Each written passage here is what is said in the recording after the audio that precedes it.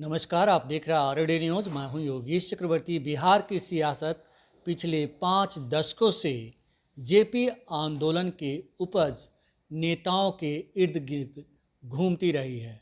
चाहे वो लालू प्रसाद यादव हों या फिर नीतीश कुमार या फिर बीजेपी के नेता सुशील कुमार मोदी। लेकिन अब ये तमाम नाम या राजनीति के अंतिम पड़ाव पर हैं, लेकिन कई नेता ऐसे भी हैं जिनका कोई उत्तराधिकारी नहीं।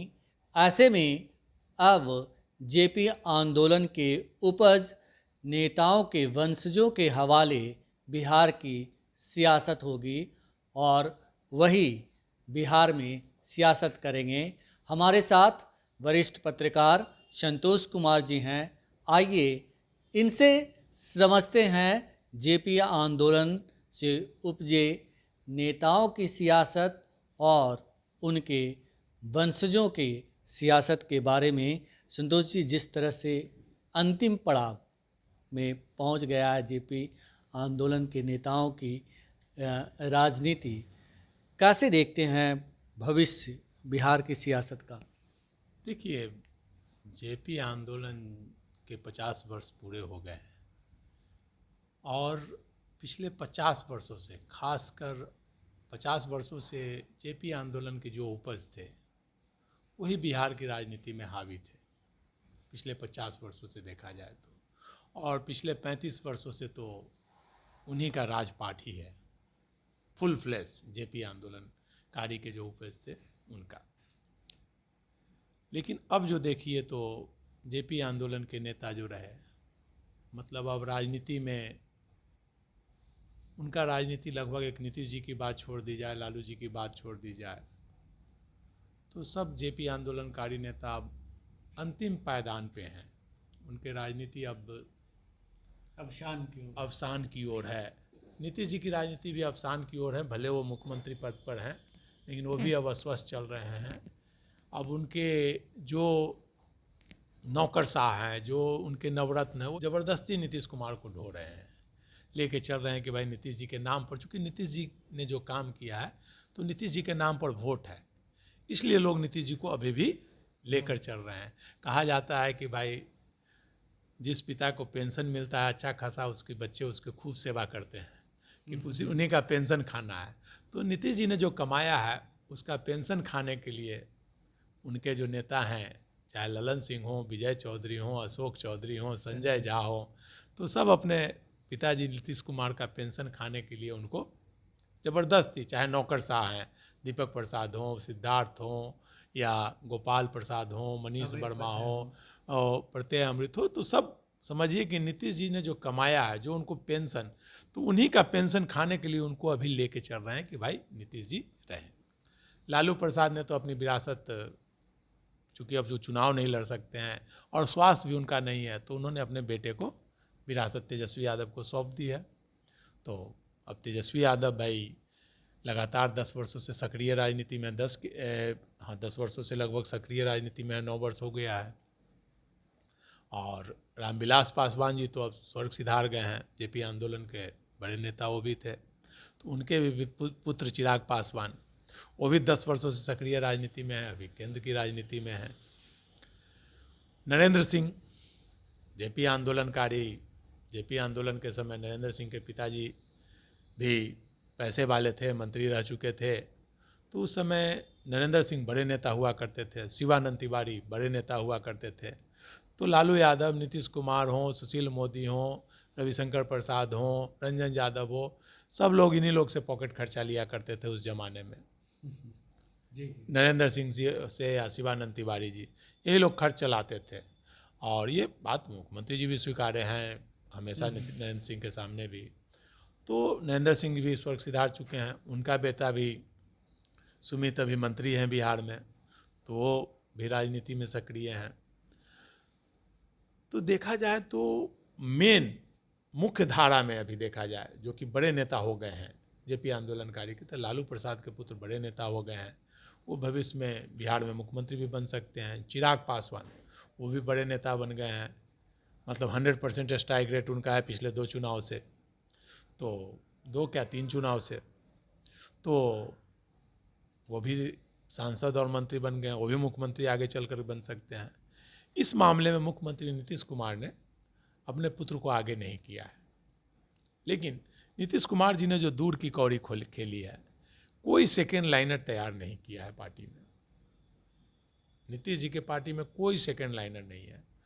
तो नीतीश जी जब राजनीति छोड़ेंगे, या नीतीश जी अभी लंबी आयु हो उनकी, हम शुभकामनाएं करते हैं, भगवान से प्रार्थना करते हैं, लेकिन जब वो स्वर्ग सिधारेंगे तो नीतीश जी के बाद जदयू को देखने वाला कोई नहीं है। सेकेंड लाइनर कोई नेता नहीं है। आरसीपी बने थे, वो भी भाजपा में चले गए। तो वैसी परिस्थिति में जो जदयू के नेताओं से बात होती है, तो उन लोगों का कहना है कि भाई निशांत ही, निशी कहा जाता है मुख्यमंत्री जी के पुत्र को, निशांत ही बिहार की कमान संभालेंगे। तो मुझे लगता है कि नीतीश जी के बाद निशांत कुमार ही जदयू की कमान संभालेंगे, और बिहार की राजनीति जेपी आंदोलनकारी के जो मेन 4 नेता थे, उन्हीं के बच्चों के इर्द गिर्द घूमेगी। नीतीश जी का जो पेंशन है उनके बेटे निशांत को मिलेगा। लालू जी का पेंशन तो तेजस्वी खा ही रहे हैं, और रामविलास जी का पेंशन तो चिराग खा ही रहे हैं। बिल्कुल। लेकिन जिस तरह से अभी हाल ही में निशांत ने कहा था कि हमारा जो झुकाव है वो धर्म की ओर है, और हम राजनीति में नहीं आना चाहते, या इससे मेरा कोई सरोकार नहीं है। ऐसी स्थिति में ये कहना कि निशांत राजनीति में आएंगे या अपने पिता के पेंशन खाएंगे, फिर ये भी कहना कि नीतीश जी ने दूर की कौड़ी खेली है, ये कितना सही होगा? देखिए, योगी आदित्यनाथ का भी झुकाव धर्म की ओर ही था। मठ में घर द्वार छोड़ करके मठ में रहते थे। राजनीति में आए कि नहीं? नरेंद्र मोदी जी का झुकाव भी धर्म की तरह था। बोलते हैं कि 35 साल हम भीखे मांग के खाए हैं। राजनीति में आए कि नहीं? साध्वी रितंबड़ा, ध्यान धर्म की ओर ही था, राजनीति में आए कि नहीं? साध्वी प्रज्ञा, राजनीति में आए कि नहीं? इसी तरह से कितने नेता हैं। आप जितने अभी देखिए बड़े बड़े साधु महात्मा पार्लियामेंट में सांसद बनकर गए हुए हैं, तो वो समय कराता है, इच्छा आपकी नहीं होती है। राजीव गांधी तो पायलट थे, वो तो राजनीति से दूर दूर का उनका रिश्ता नहीं था। राजीव गांधी का कभी था क्या? दुनिया का कोई प्राइम मिनिस्टर ऐसा होगा जिसका बच्चा ड्राइवर का काम करेगा? हवाई जहाज के ड्राइवर थे, पायलट का काम करते थे। प्राइम मिनिस्टर का कोई बच्चा? अभी देखिए अमित शाह जी का बेटा भाई करोड़ों में खेल रहा है, क्रिकेट कंट्रोल बोर्ड का ही है। इंदिरा गांधी भी चाहती तो बेटा को बना सकती थी। अमित शाह जी के बेटा कुछ नहीं है, लेकिन क्रिकेट कंट्रोल बोर्ड के सर्वे सर्वा है।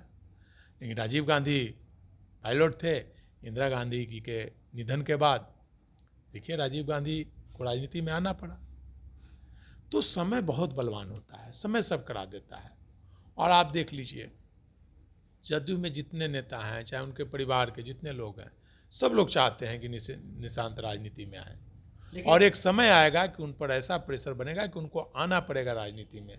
क्योंकि नीतीश जी ने जो काम किया है, इतना विकास का काम किया है, इतना डेवलपमेंट किया है, नीतीश जी को लोग मानते हैं। बिहार के लोग अकेले भले वो नहीं जीत पाएंगे, लेकिन उनका आप अप्रत्यक्ष रूप से ये कह रहे हैं कि भले ही जेडीयू के कई नेता जो हैं वो नीतीश कुमार के उत्तराधिकारी बनने की चाहत रखते हों, या खुद को उत्तराधिकारी के तौर पर प्रोजेक्ट करवाते हों, या खुद को करते हों, लेकिन जो सत्ता की बागडोर है वो निशांत के हाथों में जाएगा, तभी जेडीयू सुरक्षित रहेगी। निश्चित तौर पर नीतीश जी के बाद निशांत ही, मुझे जो लगता है, मेरा जो अनुभव है, जो राजनीतिक और जो बिहार और देश की राजनीति है उसमें संभालने के लिए आना पड़ता है।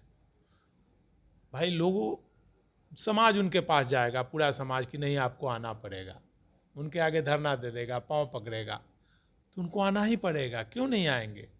भाई आप धर्म के रास्ते, योगी आदित्यनाथ आए ना जी, धर्म के रास्ते ही चलिए, लेकिन धर्म के रास्ते पर ही आप बिहार की सेवा कीजिए। तो मुझे लगता है, मेरा जो अनुभव, हो सकता है कि हम गलत हो सकते हैं, लेकिन मेरा जो अनुभव है जो राजनीति का। आप गलत हो सकते हैं ये मत कहिए, क्योंकि एक बहुत ही ट्विस्ट है इसमें भी कि आज ही जेडीयू की राज्य कार्यकारिणी की बैठक हुई है और उस बैठक में एक बार फिर से सीएम नीतीश के नेतृत्व में जो है आस्था व्यक्त की है जेडीयू के नेताओं ने और कहा है कि 2025 में 225 सीटों के साथ हम नीतीश कुमार को बिहार का मुख्यमंत्री बनाएंगे।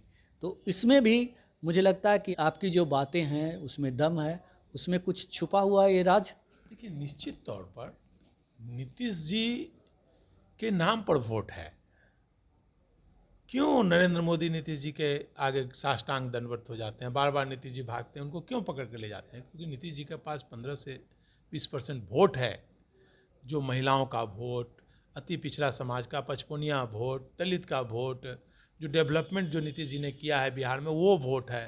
तो वो वोट है, तो वो वोट नीतीश जी जहाँ जाएंगे वहीं जाएगा। तो इसीलिए सब लोग चाहते हैं कि नीतीश जी एक खुद को हाथ में कमान हो, मतलब एक नीतीश जी के नाम, मतलब एक होता है ना कि जैसे राम जी वनवास चले गए थे तो भरत ने उनका खड़ाऊ रखकर शासन चलाया था, तो नीतीश जी का खड़ाऊ रखकर भी लोग शासन चलाएंगे। नीतीश जी कितना भी अस्वस्थ लेंगे, शासन मुख्यमंत्री की कमान नीतीश जी के हाथ में ही रहेगी। भले ब्यूरोक्रेट सरकार चलाएं, कोई चला लें, जब तक नीतीश जी स्वेच्छा से नहीं जाएंगे तब तक वो कमान उन्हीं के नाम पर सत्ता चलती रहेगी। आप देख लीजिए ना भाई, नीतीश जी क्या, नीतीश जी 15 में के चुनाव में बोले थे कि अब मेरा आखिरी चुनाव है, इसके बाद तेजस्वी देखेंगे। 20 के चुनाव में बोले कि अंतिम बार वोट मांगने आए हैं, वोट मांगने नहीं आएंगे, इस बार जिताइए।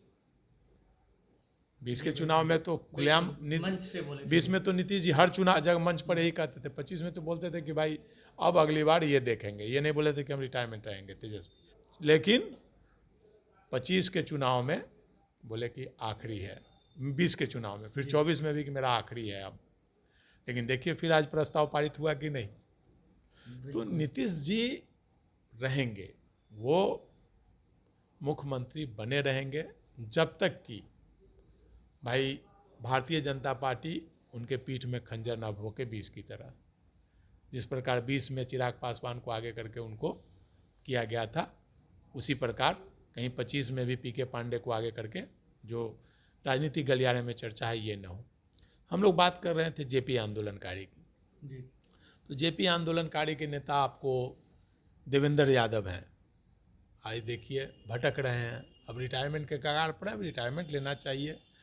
वो उनका नाम था कर्पूरी ठाकुर के लिए उन्होंने सीट छोड़ा था, बिल्कुल। उसके बाद केंद्र में मंत्री रहे हैं, सांसद लगातार रहे हैं, और अब कभी समाजवादी पार्टी तो कभी, अब उनका राजनीति, अब 75 साल हो गया राजनीति का, और अब उनको, उन लोगों को, अब जेपी आंदोलनकारी सभी लोगों को अब मुझे लगता है कि संन्यास लेना चाहिए और मार्गदर्शक मंडल में रह के लोगों को आगे बढ़ाना चाहिए। जेपी लोकनायक जयप्रकाश नारायण का की जो बातें हैं, जो मार्गदर्शन करके लोगों को, बिहार को उस रास्ते पर ले जाने की लोगों को सीख देनी चाहिए। बिल्कुल। तो संतोष जी का साफ कहना है कि भले ही जो जेपी आंदोलन के उपज नेता हों, उनका अवसान अब होने वाला है, लेकिन जो बिहार की राजनीति है वो जेपी आंदोलन के वंशजों के इर्द गिर्द ही घूमेगी और ये लगभग तय हो चुका है। क्यों सर? निश्चित तौर पर आप देखिए बिहार की राजनीति अब चिराग और तेजस्वी के इर्द गिर्द घूमेगी।